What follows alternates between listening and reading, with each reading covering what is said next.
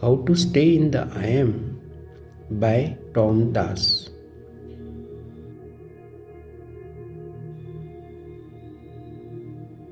Sri Nisargadatta says in the book I Am that he focused on the feeling I am, which sounds like pretty simple instruction.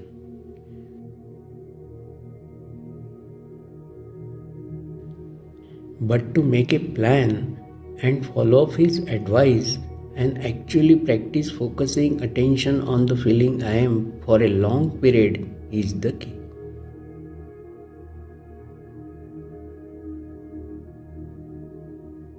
Nisargadatta says, stay with the I am. I think he is telling us to stay with the I am. It's that simple. We can take his words for face value, I think.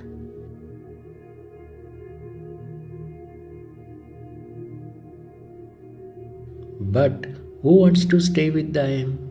Who wants to do that? Raise your hand if you want to stay with the I am. People don't want to stay with the I am. People want to do everything but to stay with the I am.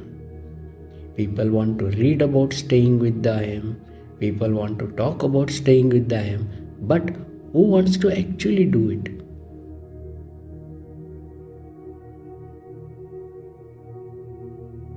Sri Nisargadatta said, it is not just listening to my words, it's following them. So again, the mind tries to always escape the heart of the teaching. The mind is always trying not to get this, and it will do everything it can often to avoid this. So, who wants to stay with the I am? Nisargadatta's staying with the I am is a wonderful practice. It's a powerful practice. It will take you all the way home. Because what you are doing is you are taking away the power of the ego, taking away the sense of identity.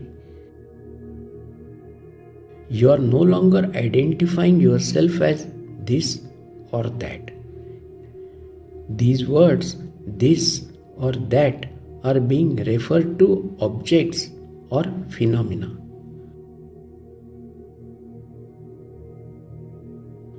Objects are the things that appear to us, that we are aware of, that we perceive. Objects that appear in our consciousness, and we identify with these objects. For example, we identify with the body, the mind, and the world. The primary identification is with the body-mind. Perhaps the primary identification is with the mind.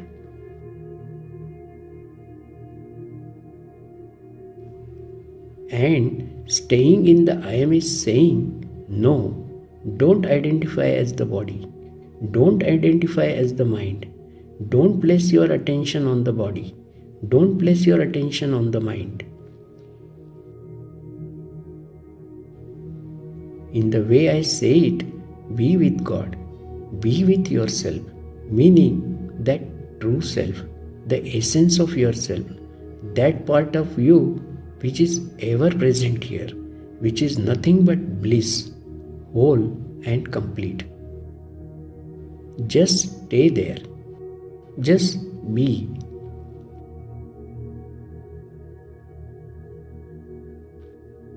In other words, it is called turning inwards. They call that turning inwards or introspection or introversion. If you see it clearly, you will notice that it is not actually turning inwards. You can't turn inwards. Turning inwards just means stop going outwards. That's truly turning inwards. But if you try and turn inwards, that's just another place you are going. which is actually turning outwards, because you are going to another place. You are looking for something somewhere.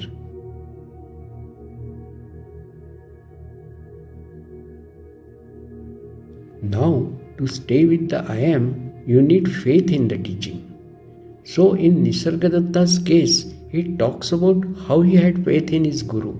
His Guru told him to stay in the I am. For some reason, he had connection with his Guru. He was blessed.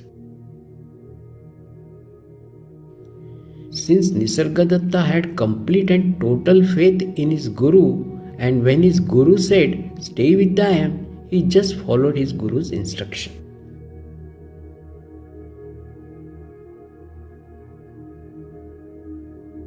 Nisargadatta talks about how he spent as much time as possible amidst his busy life of being a householder, of looking after his shop. He had a family, wife and children, and finances to look after, and stresses and strains of being not so wealthy person in 20th century India in Mumbai. You imagine that couldn't have been an easy life, and yet he carved out time every day to be with the I am. Why? Because he had faith. He had complete and total faith in his Guru's teaching. So you need the faith, and it works. It certainly works. The teaching works.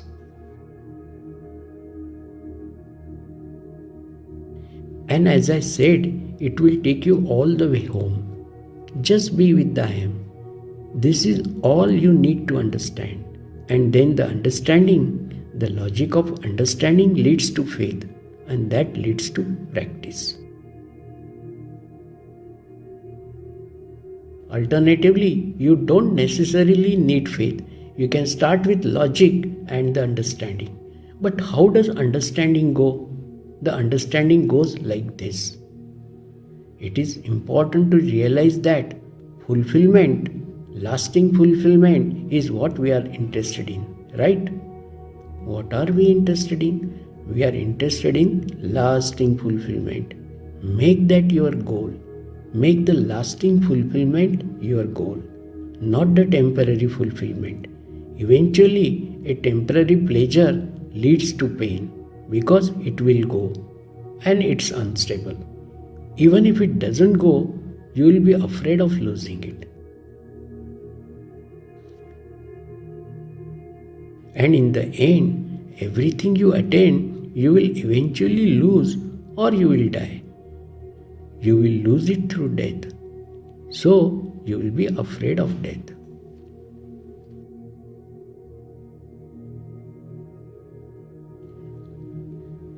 But we are looking for a lasting happiness, lasting fulfillment. And notice that lasting fulfillment cannot be obtained through any object, through anything, through any phenomena.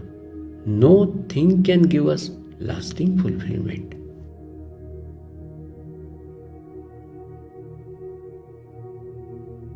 And the ego, the person, is looking for happiness in objects, is looking for happiness in the body, the mind and the world, in worldly things. Person is looking for happiness even in conceptual things. And concepts are just things. They are just objects. They are subtle objects that appear to us. So, it's vitally important to convince yourself through logic or through faith that no happiness, meaning lasting happiness and fulfillment, can be found through the objects of the world. And when you don't seek happiness in the objects of the world, then you are resting in the I am. Let me repeat, and when you don't seek happiness in the objects of the world, then you are resting in the I am. You don't have to try and rest in the I am. Just not seeking happiness in the objects, you are resting in the I am. You are being as you are.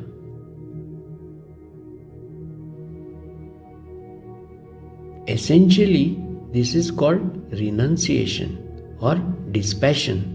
In Sanskrit, the word is vairagya.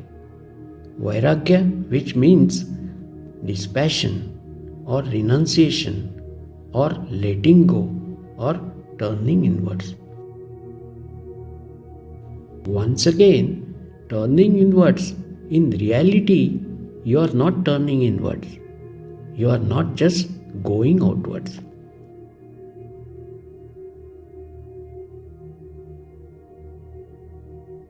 In order to practice staying in the I am, you have to be utterly convinced that there is no point in looking for anything in objects in terms of your self-fulfillment. That doesn't mean we don't need any objects at all. We need to eat and live and survive. So we all need objects for that. We will need food, water and shelter. So the body would actually seek those things, but not for its fulfillment, just for its survival. And beyond that, we don't need anything else to be happy.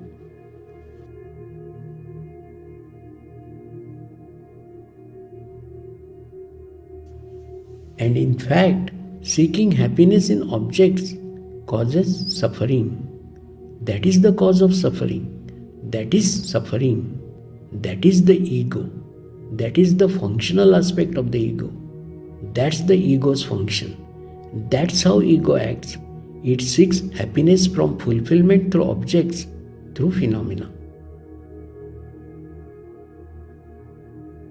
In other words, there is no happiness to be found in the world, meaning the world of objects, both subtle and gross objects.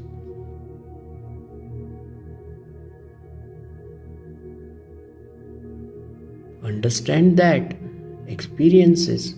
all experiences are objects. Even the knowledge and understanding is an object.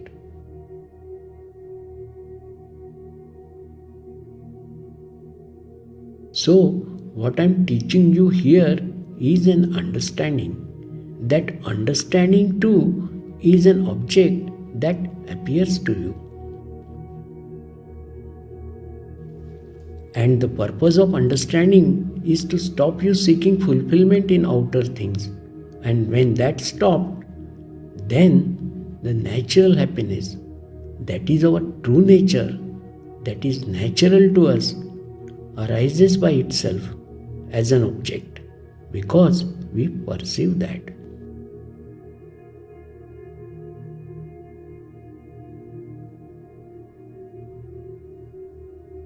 Then what happens? Through this understanding, our desires, our habitual tendencies reduce. Because we realize these things leads to suffering and they don't give lasting fulfillment.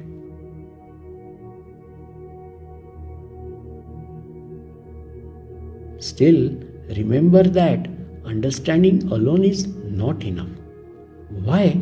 Because if you have got very strong desires for fulfillment in certain things, your addictive tendencies and whatever they happen to be, whether it's to food or to sex or to music or to socializing or to drugs or to whatever it is, whatever addictive tendencies you have, some of them are really strong. And this is where purification teachings can be very important to practice. Things like pranayama, like chanting, like mantras, because these things practically can keep us from following these addictive desires and they can help us break us out of them. This is where meditation ultimately becomes very, very important. So we are becoming very quiet, very silent. The seeds of ignorance are weakened and the momentum of ignorance is weakened and the momentum of self-realization is strengthened and we get this virtuous circle.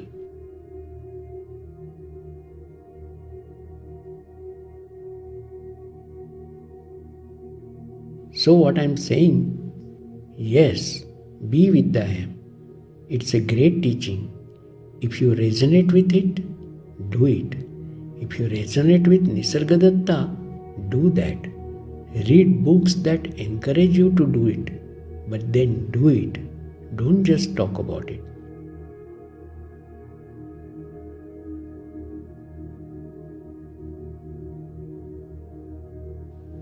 Even after this understanding, there are few who are still confused as to what exactly it means to be in the I am. Yes, it can be very confusing.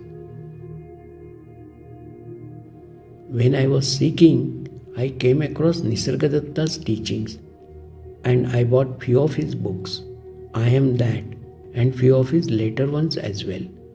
And I actually went through them all and wrote it down whenever he describes it. Because often he will say, stay in the I am, but he won't explain what it means. And at other times, he will explain what it means. So, I wrote down all the different descriptions he gives, and they are different. In different places, he uses the word I am to refer to something slightly different. So sometimes he is talking about the Absolute, that consciousness which never changes. Sometimes he is talking about a palpable sense of presence, which is actually a very subtle object.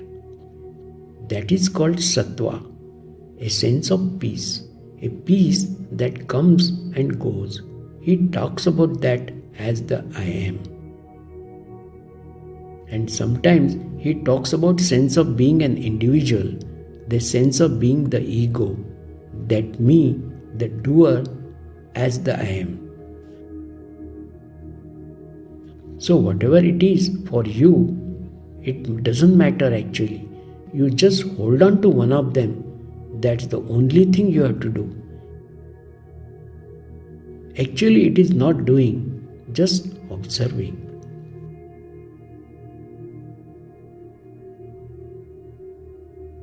If this teaching is for you and you resonate with it, that's the resting in the I am.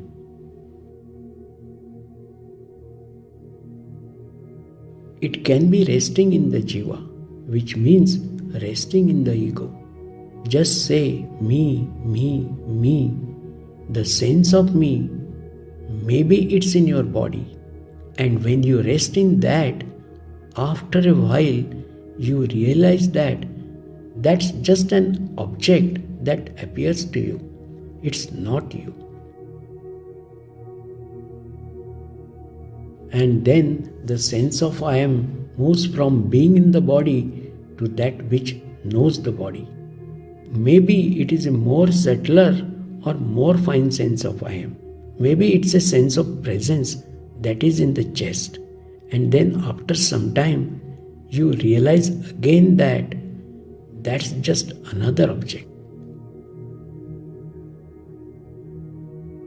And eventually, you realize all these are objects. And by, you arrive at the real awareness, the pure sense of subjectivity that cannot be known, that could not be known, meaning it cannot be known as an object. You can't perceive it. Because if you could perceive it, you know it. Therefore, it's not you. You are that which knows.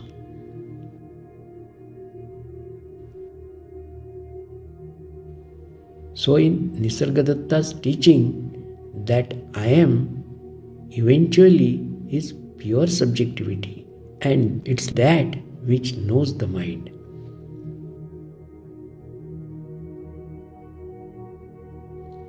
And the analogy goes in the same way. The eye cannot see itself. Like this eye, the organ cannot see itself. You can at the most see a reflection of itself in a mirror, but it can never see itself. In the same way, consciousness or subjectivity of knowingness cannot know itself as an object, but it is the only thing that knows itself as a subject. You know that, and it's a simple fact that consciousness exists because you are conscious. And this is all kind of wordplay. And this is where again the experience of Nirvikalpa Samadhi can be useful, or just an experience of realizing that that which doesn't change doesn't have to be Samadhi experience. It can just be inside that there is always a part of me that's looking, and I can never see that part of me because it's that which sees. And this is very important. So think about it. When I say I can see it, what you are seeing is not it. You are seeing an object that appears to it. Maybe a very subtle object, but it's an object.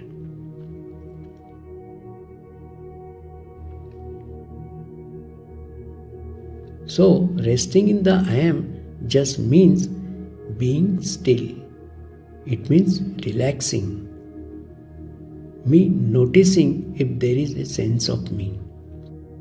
I am staying with it. I am staying with it and getting used to what is that sense of me. Then once you have got used to what sense of me is, then notice that is known to you. So whatever is known to you is not the essence of who you are.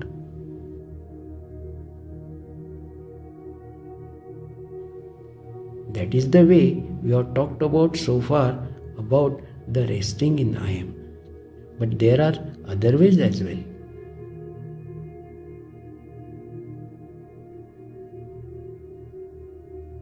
But you know what? Actually, the mind really cares about definitions and figuring it out. But the key is to just get started and do it, and you get the experience.